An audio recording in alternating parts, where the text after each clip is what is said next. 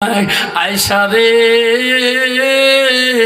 তাইবের জমিনে পাথরের বাড়ি ছুটে আমার শরীরের কাপড়গুলা রক্তে রঙিন হয়ে গেছিল।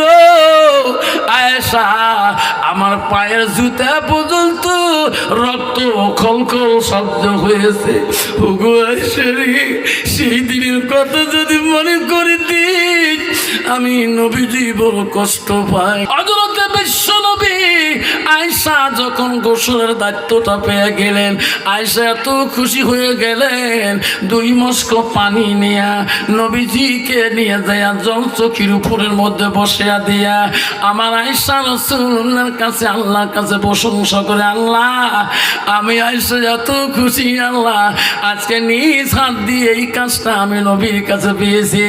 আয়সা নবীজির ঘাস শরীরের পোশাকগুলো খুলিয়ে দিলেন। আমি হাস করি নবীকে আজকে নিজ হাতে গোসল করিয়া দেব, নবীর গায়ে পানি দেব, নবীর গা গুলো কসলে কসলে দেব। আয়সা কাপড় খুলিয়া নবীজির শরীরের কাপড় খুলি দিয়া আর গার মধ্যে মশকের পানি দেয় না, গার মধ্যে পানিও ঢালি দেয় না। নবী বলে, আয়সা রে তুমি আমার গার কাপড় খুলিয়া গার মধ্যে কেন পানি ঢালি দাও না, আমার মুখের দিকে বারবার কেন তাকাও? আয়সা বলছে, নবী গো আমি তোমার গোসল দেওয়ার জন্য আমি বসাইছি, আমি একটা প্রশ্ন করতে চাই। ওগো নবী, আমার আব্বা 7 থেকে 9 বছর বয়সে তোমার সাথে আমার বিবাহ বন্ধন দিয়েছে। নবী গো আমি কোনোদিন তোমার কিছু মতে ত্রুটি করি নাই, আজকের জন্য একটা প্রশ্ন করব, আমি তোমার গোসল করে দেব গো নবী, আমার প্রশ্নের জবাবটা দিয়ে দেবে। নবী বলছে, আয়সা রে এই মুহূর্তে তুমি কি প্রশ্ন করতে চাও? তুমি সারা জীবন প্রশ্ন করলা, আমি রাসূলুল্লাহ জবাব দিয়ে দিলাম, আজকে কিসের প্রশ্ন করো? ওগো নবী আমার আয়সার প্রশ্ন হলো, আপনি যখন ছোট ছিলেন, বাল্য ছিলেন হুজুর, আপনি যখন ছোট শিশু বাচ্চা ছিলেন তখন তোমার জীবনে কোনো রোগ, কোনো বিধি, কোনো কলেরা, কোনো বসন্ত হয়েছে নাকি? ওগো নবী তোমার গাল মধ্যে এত কালো কালো কেন দাগ ছিদ্র হয়ে আছে? এই কথাটা আমি তোমার মুখে শুনি গায়ে পানি দিতে চাই। নবী জবাব দেয় না রে, নবী চোখের পানি দিয়ে বুক ভিজে যায়, নবী 2 চোখের পানি দিয়ে বুক ভিজে যায়, নবী দাড়ি দিয়ে পানি পড়ে। আয়সা কান্দি কান্দি বলো, নবী গো আমি এত সুন্দর প্রশ্ন করলাম, আপনি কান্দেন কেন? আমি তো তোমার কোনো খারাপ কথা বলি নাই। নবী বলছে, আয়সা সেই দিনের কথাগুলো যদি তুমি মনে করে দাও আমি রাসূলুল্লাহ বড় কষ্ট পাই। বলছে, ও নবী কোন দিনের কথা? আয়সা রে আমার জীবনে রোগ হয় নাই, বসন্ত কলেরা হয় নাই। আয়সা আমি ইসলামের দাওয়াতের জন্য আমি যখন তাইবের জমিনে ইসলাম প্রচার করতে যাই, আয়সা তাইববাসী আমাকে চিনতে পারে নাই, তাইবের মানুষ আমাকে পাগল বলেছে, আমি বলে পাগল। তাইবের মানুষ আমাকে পাথর মারি মারি, তাইবের যুবকরা পাথর মারি মারি আমার সর্বটা কালা করে দিয়েছে। আয়সা রে তাইবের জমিনে পাথরের বাড়ি খেয়া আমি নবী নমত মাটিতে গড়ি পড়ে গেছিলাম, আমি উঠতে পারি নাই, উঠলে আমি বসতে পারি নাই। আয়সা রে তাইবের জমিনে পাথরের বাড়ি ছুটে আমার শরীরের কাপড়গুলা রক্তে রঙিন হয়ে গেছিল। আয়েশা আমার পায়ের জুতা পর্যন্ত রক্ত খলখল শব্দ হয়েছে। ওগো আয়েশা রে, সেই দিনের কথা যদি মনে করে দিই আমি নবীজি বড় কষ্ট পাই। আয়েশা কাঁদি কাঁদি বলছে, নবী গো, তোমার জীবনে এত কষ্ট করেছেন, আল্লাহ কি তোমার সাহায্য করে নাই? নবী বলছে, আয়েশা রে, তৎক্ষণাৎ জিবরাইল হাজির হয়েছিল। জিবরাইল বলছে, রাসূলুল্লাহ হাবিবুল্লাহ, তাইবের জমিনের কষ্ট আল্লাহ সহ্য করতে পারে না। নবী, আমি জিবরাইল হাজির, আল্লাহ আমাকে পাঠিয়ে দিল রে নবী, আপনার জবান দিয়ে যা বলবেন আমি জিবরাইল তাইববাসী তাইবের জমিন আমি তাইবানে দেব। ওরে নবী, তাইবের জমিন যদি উলট পালট করা লাগে আমি জিবরাইল করে দিব। তবু আল্লাহ আজকে সহ্য করতে পারে নাই তাইবাসীর অত্যাচার। আয়েশা রে, সেদিন আমি জিবরাইলকে ঘুরে দিছি, জিবরাইল যা, আমি তোকে এই ধ্বংস করতে আমি দেব না। হে জিবরাইল, আল্লাহর কাছে তুমি চলে যা, তাইবের মানুষ আমাকে না চিনতে পারে, তাইবের যুবকরা আমাকে না চিনতে পারে, আমি নবী দুনিয়া থেকে চলে যাব রে, কবরের মধ্যে চলে যাব। একদিন তাইবের বংশ থাকিয়া দুনিয়াতে আমাকে নবী করে একদিন মানে নেবে, তাদের বংশের মধ্যে আমাকে নবী করে মানবে, আমাকে রসুল করে মানে নেবে। যারে জীবন যা, আমি নবীজি তাইববাসীকে অভিশাপ দিতে চাই না। যেরকম সুবহানাল্লাহ। আব্বারে, আমার ভাই সাহেব হজে গেছিল, বল ভাই এক তাইববাসীর সাথে গল্প করছিল, ভাই সাহেব বলছিল, ভাই রে, তাইববাসীরা যেই তাইবের কথা নবীর তুলছি, লোকটা পাগলা হয়ে যায়, মদিনায় ঠিক থাকতে পারে না। এখনো মদিনার মধ্যে তাইবের মানুষ কান্দে গো, তাইবের চোখের, তাইবের মানুষের চোখের পানি বন্ধ হয় না। আমার রাসূলুল্লাহ তাইবের জমিনে এত কষ্ট করেছে, সেই নবীজি আমাকে সুপারিশ করবে কিনা? আব্বারে শুনছানরা, সেই নবীর ভালোবাসা, নবীর বাড়ির অন্তরে ভালোবাসা রাখিয়ে আল্লাহ রসুল বলে যা মা তাল ইনসান ওয়াল কাতান হুয়া মালাহ। নবী বললেন, মানুষের মৃত্যুর পরে মানুষের সৎ আমলগুলা, নেক আমলগুলা কবরে জেলে বন্ধ হয়ে যায়। রসুল বলে, ইল্লা মিন সালাসাতিন, তিনটা আমল কবরবাসীর জন্য বন্ধ হয় না। আমার রসুল বলল, সাদাকাতুল জারিয়া, আলমিহি আনতাবাহু বিহি শাইয়ান, আওলাদুন সালিহুন ইয়াদুলাহু। নবী বললেন, কোন মানুষ যদি দুনিয়ার বুকে ওই মান নামে, ওই বাবার নামে নবীর ভালোবাসা অন্তরে রাখিয়া, নবীর কোনো প্রতিষ্ঠানে, নবীর বাড়িতে, আল মাদ্রাসাতুল বাইতি, মাদ্রাসা হলো নবীর বাড়ি, নবীর বাড়িতে ভালোবাসা দেয়, নবীর বাড়িতে অন্তর দেয়। আমার রসুল বলল, সেই উম্মতটা তার মান নামে, বাবার নামে দান খয়রাত করবে, সাদাকাতুল জারিয়া। আল্লাহ রসুল বল, ওই তিন ব্যক্তির কবরে বাবা সওয়াব, বাবা কবরে পেয়ে থাকবে, পৃথিবীর সব বন্ধ হয়ে যাবে আমল, তিন ব্যক্তির আমল বন্ধ হবে না। রসুল এক নম্বরে বলল, সাদাকাতুল জারিয়া। আসুন, নবীর ভালোবাসা অন্তরে রাখিয়ে একটা বাপ যদি বলে, হুজুর আমার মা নেই, বাবা নেই, আমার নবীর ভাষা, নবীর অন্তরে আছে ভালোবাসা, আমি মাদ্রাসার জন্যে আমি হুজুর 5,000 টাকা আজকে আমি ওয়াদা দিয়ে যাই, আজকে নগদ দিয়ে যাই। হুজুর আমার নবীর ভালোবাসা, নবী আমার জন্য তাইবের জমিনে এত কিছু করতে পারে। হযরতে মা আয়েশা বলছি, ইয়া রাসূলুল্লাহ, আপনি আল্লাহর কাছে কিছুই চাইবেন না।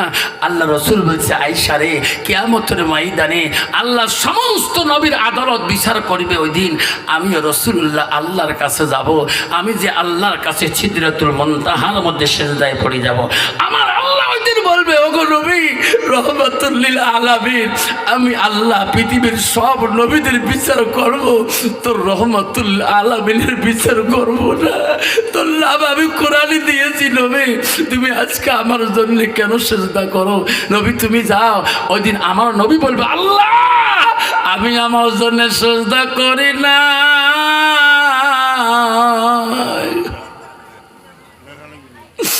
ওগো নবী বলবে বাবুদ রে, তাইবের জমিনে কত আঘাত পাচ্ছি, ইহুদির যুদ্ধে কত কষ্ট পাচ্ছি, কোনদিন তোমার কাছে আমি কিছু চাই নাই, আজকে আমি চাবো মাবুদ আল্লাহ, আজকে আমি আমার জন্য সেজদা করি নাই। আল্লাহ বলবে নবী কি জন্য সেজদা করলে বলো? ওগো মাবুদ তাইবের জমিনে একটা করি পাথরের বিনিময় আমার গুনাহগার উম্মত গুলোকে তুই মাফ করবি কিনা? বন্ধুরে আমার নবী যদি এত কিছু দাবি করতে পারে, আজকে সে নবীর বাড়ির জন্য আমরা 5,000 টাকা দিয়ে এই মাদ্রাসাটা এলেমে আলো খুঁটে চাই কিনা? এই মেয়েটা আল্লাহওয়ালা হবে রে, এই মেয়েটার দ্বারা হাজারো মুসলমানের মেয়ে, এই কোরআনের হাফেজার দ্বারা হাজারো মেয়ে আল্লাহওয়ালা হবে। সেই জন্য বলছি বা শোনো রে, এই মেয়েটা যত এলেম শিখাইবে, অপরকে এলেম শিখিবে, অত সওয়াব ওই মা বাবা পাবে, ওই মাদ্রাসা অঞ্চলের মানুষ পাবে। আল্লাহ রসুল বলা আওলাদুন সালিহুন ইয়াদুলাহু, নেক সন্তান হয়ে যত দোয়া করবে অত দোয়া কবুল হয়ে যাবে। সেই জন্য বলছি বাপ 5,000 টাকা একটা বন্ধুর কাছে নবীর বাড়ি ভালোবাসা, এই নবীর বাড়ির জন্য একটা বাপ চাই গো 5,000 টাকা, আজকে দিতে পারেন না। নবীর ভালোবাসা অন্তরে রাখিয়ে মা কবরে, আব্বা কবরে, দাদা কবরে, দাদিমা কবরে 5,000 টাকা দিয়ে যাবেন বাবা। তোমার সাদকা দানের দ্বারা একটা মেয়ে যদি কোরআনের হাফেজা হয়ে যায়, এই কোরআনের মধ্যে 6,666টি আয়াত আছে, এই কোরআনের মধ্যে 114টা সূরা আছে, এই কোরআনের মধ্যে 30টা পারা আছে। এই কোরআনের হাফেজা যদি মেয়েটা হয়ে যায়, যত কোরআন মুখস্থ বলবে, আয়াত পড়বে, প্রতিটা আয়াতের সওয়াব আল্লাহ তোর মা বাবার কবরে পৌঁছে দিবে। শোনা, তোর মহব্বতের বিবি, যে বিবি তো একসঙ্গে সারা খাই নাই, তোর মরার পরে বানায় ওই বিবি আর কবে না যে আমার স্বামীটাকে আমার বারান্দায় মাটি দাও, কবে কোনো দিন যে আমার ঘরে শরীর মাটি দাও, কবে না, কবে না। কবে বাবা রে, ওই বাস বাংলাতে আড়ালত থন্ত তোর বাপটা কুমূর্তি হয়ে মারা গেল, ঠিক না? ঠিক মরার পরে এত মহাব্বতের স্বামী, মহাব্বতের স্ত্রীকে, মহাব্বতের ছেলেকে মানুষ এই কাছের সামনে রাখতে চাই না, পালে কবরস্থান কয় কিলোমিটার ওই জায়গায় রাখি আসো। মুসলমান যদি এই চিন্তা করত, তাহলে মুসলমান কোনোদিনও মুসলমানিত্ব হারাইতো না। দুই ভাইয়ের মধ্যে কেসালবাজি গেছিলেন জমা জমিন নিয়ে, কাজ জমিন কাই নিবে, আইল কাটি কাটি জমিনের সীমা শেষ করে দিছে। এমন সময় বড় পীর আব্দুল কাদের জিলানী রহমাতুল্লাহর কাছে দুই ভাই আছে, শোনেন আসি বলছে, হুজুর কি আপনি তো আমাদের পীর সাহেব, আমাদের মুরব্বী, হুজুর আমার দুই ভাইয়ের মধ্যে আমার বাবার সম্পত্তি, হুজুর এই অর্ধেক কাটি শেষ করছে, হুজুর মুই অর্ধেক কাটছে, ওই অর্ধেক কাটছে। আল্লাহর ওলি আব্দুল কাদের জিলানী রহমাতুল্লাহ বলছে, বেটা আমার কাছে আসছেন, আমি তোমার সমতা করে দেবো। যেরকম সুবহানাল্লাহ, সমতা হবে না? দোনো ভাই বসে আছে, বড় পীর, সব পীরদের পীর, সব অলিদের অলি, তার বাবার নাম ছিল আবু সালে জঙ্গি মুসা রহমাতুল্লাহ।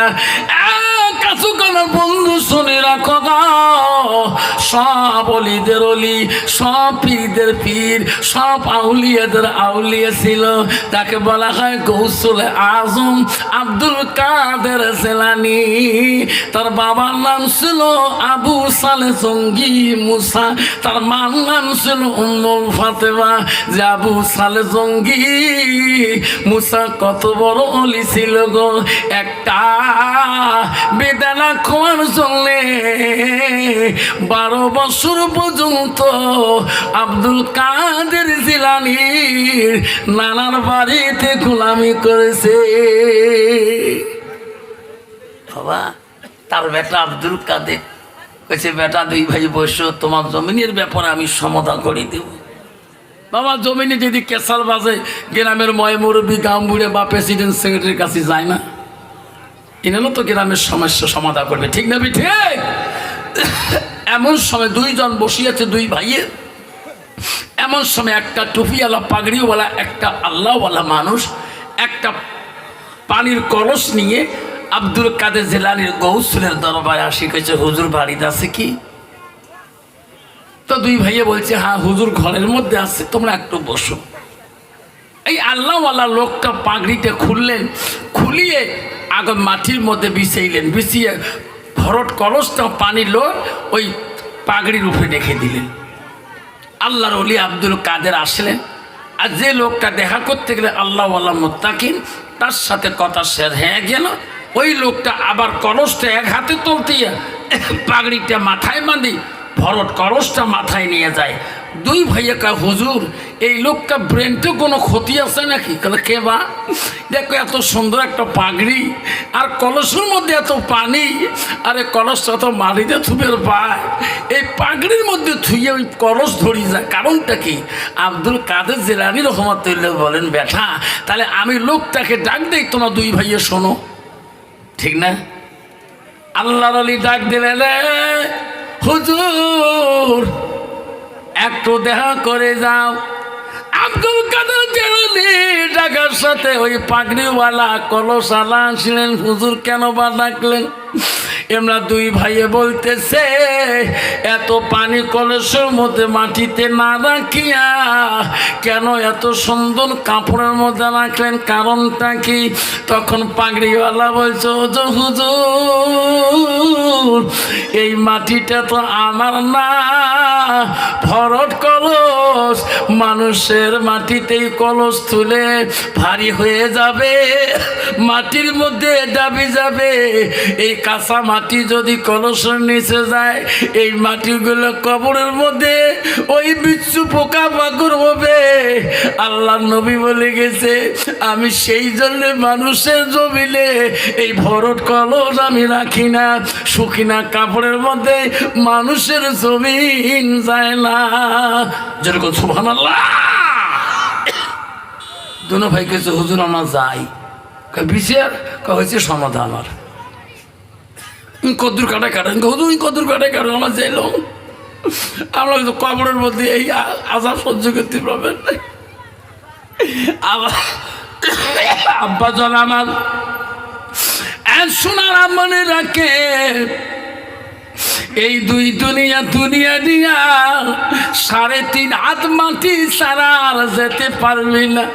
তোমার বাড়িতে যে মানুষটা ভিক্ষা মাংছে, ওই মানুষটাকে তুমি দাম দেও নাই, ওই মরার দিনে ওইও 3.5 হাত মাটি নিয়ে যাবে। তুমি হাজারো সম্পত্তির মালিক, তোমার যাবার দিন ওই 3.5 হাত মাটি নিয়ে যেতে হবে। তুমিও সাদা মার্কিন 3 কাপড় পরে যাবা, ওই তোমার বাড়ি ভিখারিটাও 3 কাপড় পরে যাবে, ঠিক না? ঠিক না? তুমি দামি কাপড় 4 কাপড় পিনবা, চলবে? আমার মা বোনেরা, কার্যকরের মা বোনেরা ভালো করে শোনো, মা হজরতের হাটের মা বোনেরা, আমারা ভালো করে শোনো মা।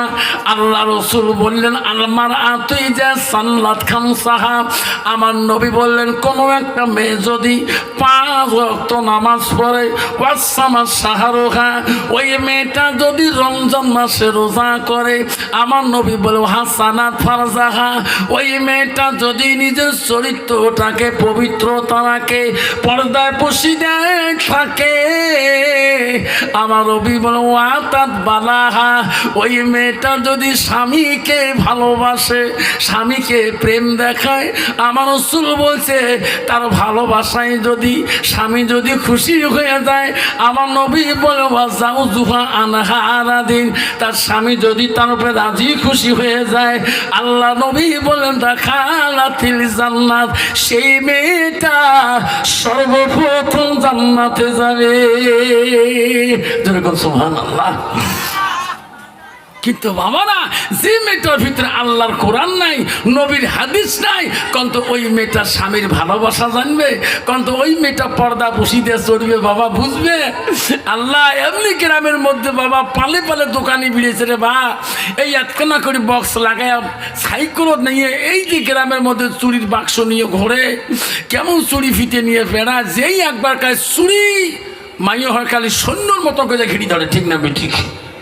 শ্বশুর কবারে বউ তোমার আটকেল নাই বেড়া, বিয়ে হবার তোমার 1 মাসে হয় নাই, তুমি অচিনত দোকানিতে কাছে গেছেন, তুমি আমাকে গাড়ি না পারেন তো, আমার মার বংশের খবর জানেন তোমরা? আমার বাড়ি গোটে আমার কি হয় শুনলে কি করবে দোকানিতে, কি হয় তা ইয়ের বাড়িটা শ্বাস সরে যা, জানেন না মোর মার গোষ্ঠী ধুবড়ি ডিস্ট্রিক্টের থাকে কোকড়াঝাড় কাছাকাছি। কেমন গোষ্ঠীতে? মোর নানা আছে না বাকলা, হ্যাঁ মোর নানার মিতি আছে না, হ্যাঁ তারে দোস্তর বিশালা হয়। 180 কিলোমিটার সম্পর্ক দোকানের সাথে মিল দেখায় একদল নারী, যেরকম ঠিক না ঠিক? দোকানিকা ভাবিয়ে কোন কথা তোমার সহ্য করে জিত করি থাক, এই যে মেয়েদের প্র্যাকটিক্যাল একটা বেশি হবার নাই, ভাবে কি নিবেন তা জানিস না, বিয়ে হবার 1 মাস হয়, আমার চুরি নাই এত সবাই নেই, এখনই দেখতে পেরেছে মোর হাত ছুটে রোজ যেতে মরিবে আজকে দেখি তুই আসছিস ভাল কবাল, ভাবি তুই তো মধ্যখানো চুরি নিবে চা, যে হাই কোম্পানির চুরি দেখলে 60 টাকা, নিলে 60 টাকা, হাতত দিলেও 60 টাকা। খোঁজ কি করে? হ্যাঁ কোম্পানির নাম কি? মাইনে পেয়ার খেয়া চলগড়ি আর কিরণমালা, এই 3টে কোম্পানি কিন্তু এটি পুরো ভালো চলছিল। হ্যাঁ ভাই চুরি দেহ মাইনে পেয়ার খেয়া দিত, যেই চুরি দেখাইছে হাতত দিবে, রাখেন 60 টাকা দাও, তাহলে হাতত 60 টাকা দেয়, তো হাতত নিয়ে দেখে এটি নগুল ঢোকে না, চুরি খায় 5 নম্বর, উই দেয় 4 নম্বর, এটা ঢুকবে না, কয় ভাই রে তো চুরি তো ঢোকে না, কয় ভাবি চুরি না ঢোকে, কোম্পানি আর একটা অফার দিছে, যদি তোমরা হাতত দিবে না পারে, মুই যদি হাতত দিয়ে দেখ একটাও লাগবে না, কহেন ভাঙে ভাঙু। দেখছেন আমার কি প্র্যাকটিক্যাল কোম্পানির অফার দিন, মনে মনে মাইও করে মিস্ত্রি কহেন ভাঙে ভাঙুক, ভাবি তোমার হাতটা আগে দেও, কহেন চুরি ভাঙে ভাঙুক, ওটা কোম্পানির লস। মাইয়ের তো বৈশাখ শট হাত দিলে এমন করি আগে, দোকানে গায়ে ভাবি তোমরা পুপ বুকে দেখো ওই দক্ষিণ ভাই দেয় চুরি হাতত দিয়ে দেন, এই 4 নম্বর চুরি যখন এদি আসিল এটি আর ঢোকে না, দোকানে এমন ঠাসা মারিল মাইও খালি কুচিয়ে মাছের মতন কেহট পেহট কয়, ভাবি নড়িস না, কোম্পানির লস যাবার না মুখ, ঠিক না ঠিক? ঠিক না ঠিক? আল্লাহ রাসূল বলছে আল হায়াউ শুবাতুল মিনাল ঈমান, যার হায়া নাই, যার শরম নাই, তার ঈমান নাই, যেরকম ঠিক না ঠিক? ওই মেয়েটা যদি হাদিস জানতো, ওই মেয়েটা যদি কোরআন পড়া জানতো, বেগনা পুরুষের হাতে হাতটা দিত না। মা কার কাছে হাতটা দেওয়া দরকার? আম্মা গো, রাসূলুল্লাহ বলে গেলেন ওয়াতাদ বালাহা, যখন তোমার স্বামী যাবে তোমার স্বামীর কাছে হাতটা দিবা। মা তোমার স্বামী যখন হাতটা ধরবে, মা যতবার বলাইবে মা শুনে রাখো, তোমার স্বামী যতই খুশি হয়ে যাবে ওই হাতে ছুরি দিতে যতটুক গল্প করিবে। নবীজি বললেন স্বামী স্ত্রী গল্পটা যদি গভীরাত হয়ে যায়, গল্পটাও যদি দুনিয়াদারি হয়, আল্লাহ স্বামী স্ত্রীর ভালোবাসার গল্পটা ইবাদতের সঙ্গে গণ্য করে দেয়। যেরকম সুবহানাল্লাহ নাই থাকবে কন্ত বাবা। বর্তমান স্বামী স্ত্রী গল্প আছে, এখনো থাকে ইহান বিজের থাকে, ইন থাকে দক্ষিণ, ইন থাকে পশ্চিম। কেরে বউ আবাবি নাই, নাই 3 মাস হইলে আও না করো না, কে আও না করিস, গোনা খায় না, আফসাজ কালকে আসছে না, কাছে গোনার স্বভাব করছে না, কটা খায় মোর মা আও না করি, মোর বাপ মরি গেছে, তা মা মাটি দিবে চাই না মোর বাপক। লাশর মুন্সি আছি, কয় মোহরনা মাপ দাও, কয় দিস মাপ কি হয় হগতি। এরকম ঠিক না আমি ঠিক বাবা?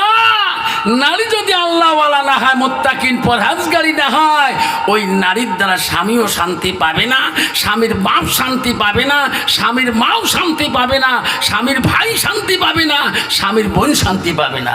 যদি নারীটা আল্লাহওয়ালা, মুত্তাকিন পরহেজগারি আল্লাহওয়ালা হয়, কোরআন পানেওয়ালা হয়, ওই নারীর দ্বারা স্বামী শান্তি পাবে, তার শ্বশুর শান্তি পাবে, তার শাশুড়ি শান্তি পাবে, তার দেও শান্তি পাবে, তার ননন্দ শান্তি পাবে। সেই জন্য বাপজন আমার শোনার চান না, বিশ্ব নবী রাসূলুল্লাহর প্রথম স্ত্রী ছিল হযরতে মা খাদিজাতুল কুবরা। কন্ত বাবা, খাদিজা নামের মেয়ে এই কাছখানা জমিনে আসে না নাই? জোরে কোন আসে না নাই? মা শুনে রাখেন, আজকের সবাই শুনে রাখেন, নবীজির প্রথম স্ত্রীর নাম ছিল মা খাদিজাতুল কুবরা।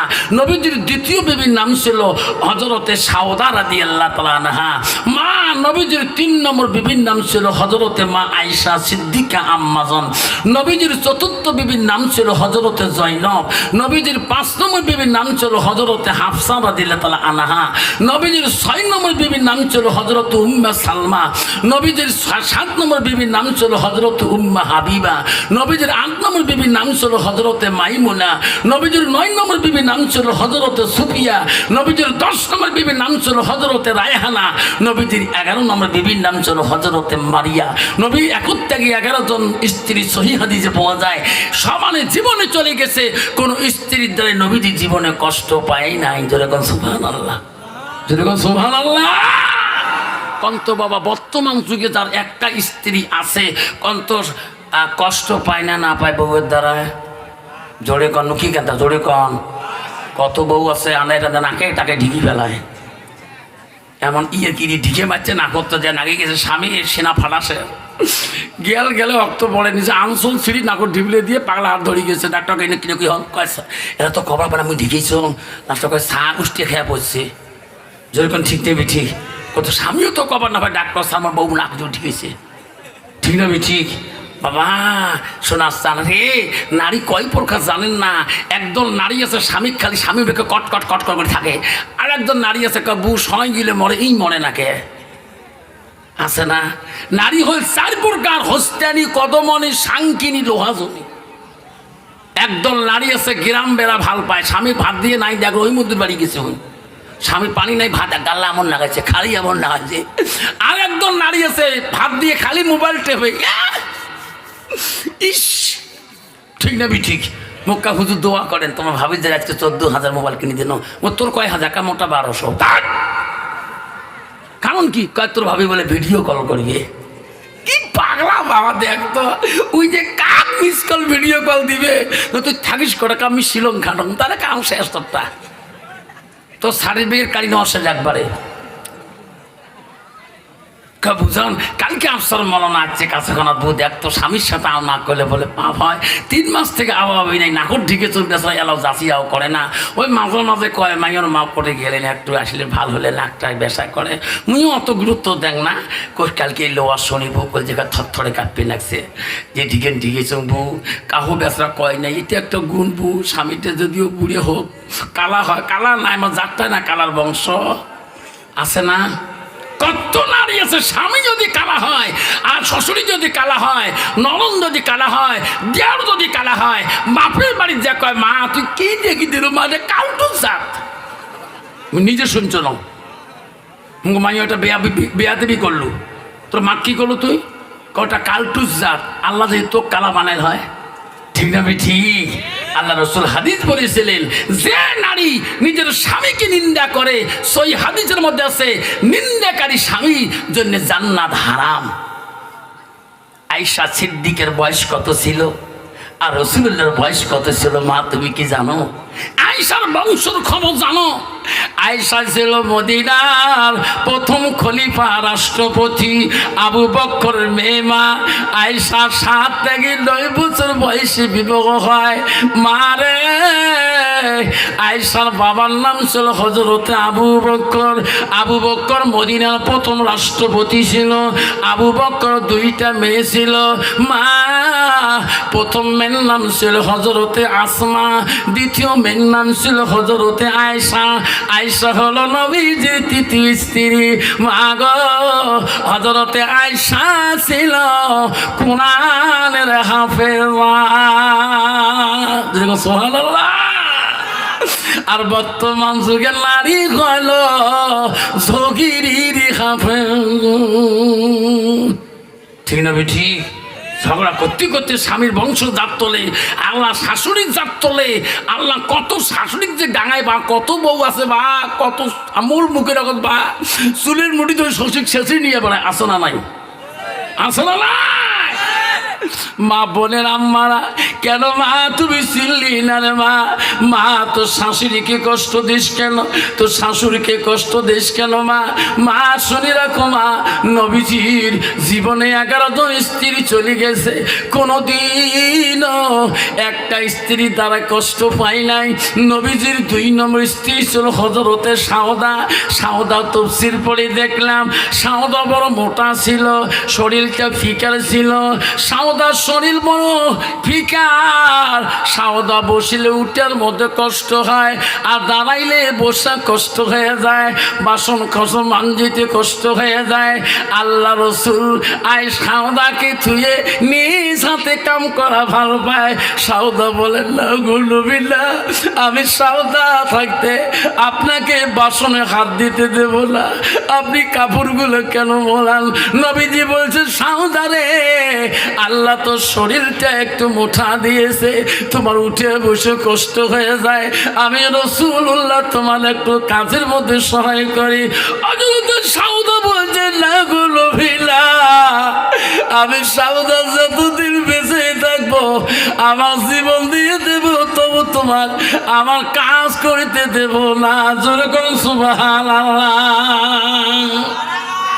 মা বোনেরা, আমার রাসূলুল্লাহ 3 নম্বর স্ত্রী ছিল হযরতে মা আয়েশা। আয়েশা কেমন গুণবতী নারী ছিল মা?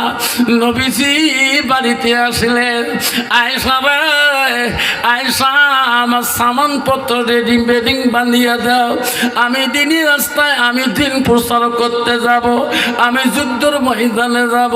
আয়েশা বলছে গো নবী, আপনি যুদ্ধের ময়দানে যাবে, আমি আয়েশা তোমাকে না দেখলে থাকতে পারি না। ওগো নবী, আমাকে সরি কেমন করে যাবেন? নবী বলছে আয়েশা, পৃথিবীতে দিন প্রচার করতে হবে, ইসলামকে জিন্দা করতে হবে। আয়েশা তুমি খুশি মনে আমার সামানপত্র বানিয়ে দাও। আয়েশা 2 চোখের পানি জোর জোর করে সারি দেয়।